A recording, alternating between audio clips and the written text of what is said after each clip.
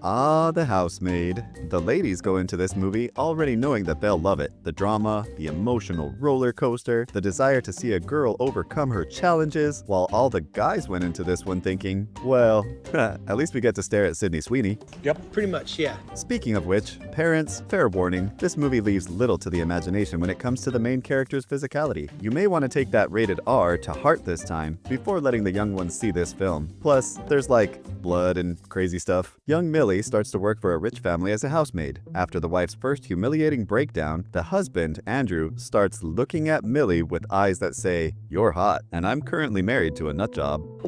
That escalated quickly.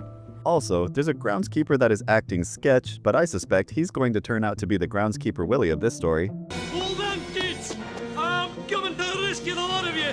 It quickly becomes clear that, despite her initial warm welcome, Nina actually is quite sick mentally and is going to blame Millie for anything and everything. She accuses her of throwing away her speech papers, and tells her to pick up her daughter from ballet, and then pretends she told her the girl was going to have a sleepover, and, in general, displays signs of paranoia. She's got the crazy eyes. Dude, the eyes, they're crazy. Oh my, is Millie going downstairs in the middle of the night looking like that? Might not be the best choice for a new workplace, but my bet is she is probably hoping to run into Andrew. And that's exactly what happens. Then, Nina catches Millie and Andrew sitting next to each other on the couch in his man cave, recognizes the obvious sexual tension between them, and threatens to fire Millie. Millie begs her for a second chance, and Nina gives her a week to prove herself. Nina gives the old, "Stay away from my husband, you young hoe." Stay the f*** away from my husband. Turns out Nina is quite literally a psycho, and she's on a medication that's supposed to prevent her from having acute psychopathic episodes. She's so bad that sometime in the past, she tried to drown her toddler in the bathtub and was sent to a funny farm. The question we should all be asking at this point is, how did this psycho chick marry a rich hot guy, and why the heck is he still living with a crazy person when we know she signed a prenup? That is a most illogical attitude. And before you say something like, "It's because he really loves Nina," may I remind you that he's been making googly eyes at Millie this entire time. Millie and Andrew go on a weekend trip because Nina is taking her daughter to a camp. They watch a show, they eat, they dance, and I'm thinking the same thing you are. Don't you do it, Millie. You cheat with this guy, and that psycho wife will gut you like a fish and bury you in the backyard. But if you're worried that literally risking her life over an attractive man is enough danger to make Millie stay away, don't worry. She does exactly the thing that will get her deleted by Nina with extreme prejudice. Oh golly, is she in trouble. Millie sucks. She's doomed. Well, it turns out that Nina gave Millie a cell phone because she wanted to use it to track everything that Millie does. She knows that Millie and Andrew went to a play and spent a night in the same hotel. Nina loans her car to Millie and tells her to go get groceries. But it's a trap because Nina then calls the cops to report a car theft. Andrew rescues Millie from the situation, and together they confront Nina. Nina threatens to get Millie thrown back in jail, and Andrew steps in and kicks Nina out. Thing is, groundskeeper guy keeps acting creepy, and when Millie sees him staring at her one morning, she gets spooked. So, Andrew fires him. Why Enzo acts this way and why Nina even wanted him around, according to Andrew, we don't yet know, because at the beginning, Nina told Millie not to talk to that guy. So, Nina is gone, and Millie and Andrew are free to act like young hooligans in love. And we wonder, why does that look like duct tape on the bottle of champagne? That is suspicious. And then, the twist. Millie wakes up in her Cinderella attic room with all her belongings removed and only a small bucket in the closet. And she is locked in by Andrew. Turns out, Andrew is the real psychopath.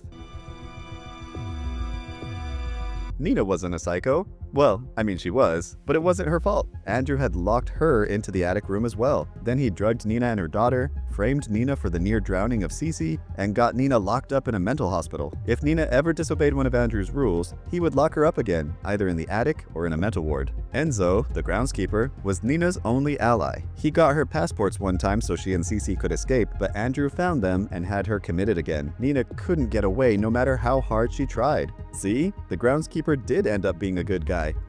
Called it. Lucky for him, he didn't end up like groundskeeper Willie though. Ow! Ugh, I'm bad at this. Everyone thought Nina was crazy, while believing Andrew was a very attractive saint who had to put up with her. Unable to find any sensible way out, Nina came up with a new plan. Get Andrew a new playmate. And it worked. Andrew went straight to Millie. Nina made Millie look like a victim multiple times, so Andrew would want to swoop in and act like the hero because he loves being adored. So Nina gets herself kicked out, picks up her kid, and she's out of there. The only thing that didn't make sense to me is why Nina was writing her daughter a farewell letter and then immediately goes and picks her up. Oh well, every movie has to have a plot hole. Now back to Millie. She is trapped in the attic room. If she wants out, Andrew tells Millie she has to cut her stomach 21 times, one for each of a fancy china plate she broke. And he's watching her with a camera, so Andrew knows if and when she does it. Millie eventually complies, and when Andrew comes in to get her, she stabs him in the neck and locks him in the room instead. Where did she get that knife and where was she hiding it? We don't know.